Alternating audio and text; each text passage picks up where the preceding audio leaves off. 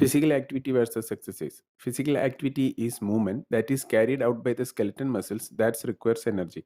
In other words, any movement one does is actually physical activity. Example of physical activity includes doing household works, playing with kids, and taking the stairs instead of the elevator. Therefore, no matter what types of moving around you are doing every day, those movements positively benefits to your overall well-being. Physical activity can also range from light to vigorous intensity. Exercise is a subcategory of physical activity, is planned, structured, repetitive, and goal-oriented. Exercise is intentional movement intended to improve or maintain physical fitness. Weightlifting, running on a treadmill, swimming are some examples for exercise. Like physical activity, exercise can also vary in intensity, but most exercises start out at moderate intensity. Exercise also helps to improve physical fitness and is composed of five components. They are cardiovascular endurance, muscular strength, muscular endurance, flexibility, body composition.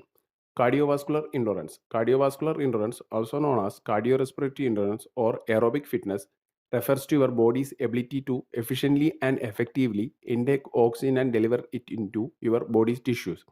It's done by the way of the heart, lungs, arteries, vessels, and veins. By engaging in regular exercise that challenges your heart and lungs, you can maintain or even improve the efficient delivery and uptake of oxygen to your body system, enhancing cellular metabolism and easing the physical challenges of your everyday life. 150 minutes of moderate intensity exercise per week or 75 minutes of vigorous exercise is enough to achieve cardiovascular health.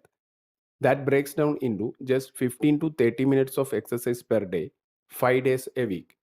Running, walking, cycling, swimming, dancing, circuit training, and boxing are some of the workouts designed to benefit heart health.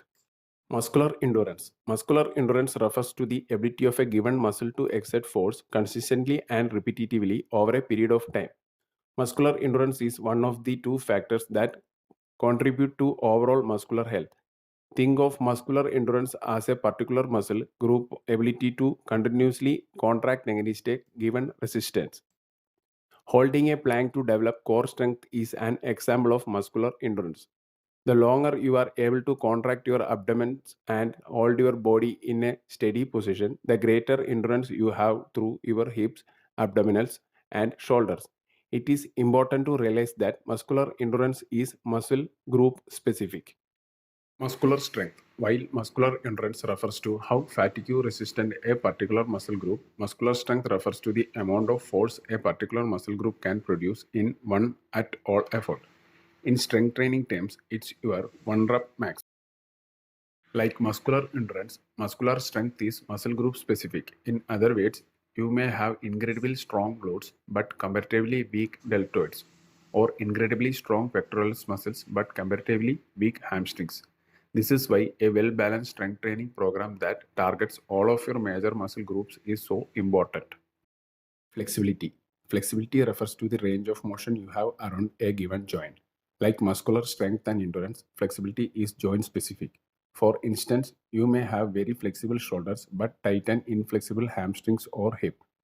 Flexibility is important at any age. It plays a role in inherent movement and can affect your balance, coordination, and agility. Maintaining a full range of motion through your major joints can reduce the likelihood of injury and enhance athletic performance.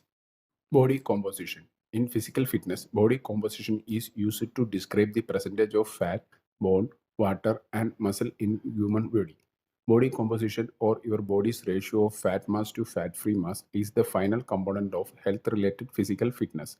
Because high level of fat mass are associated with negative health outcomes such as heart disease and type 2 diabetes, attaining and maintaining a healthy body composition is a goal of just about all regular exercise routines.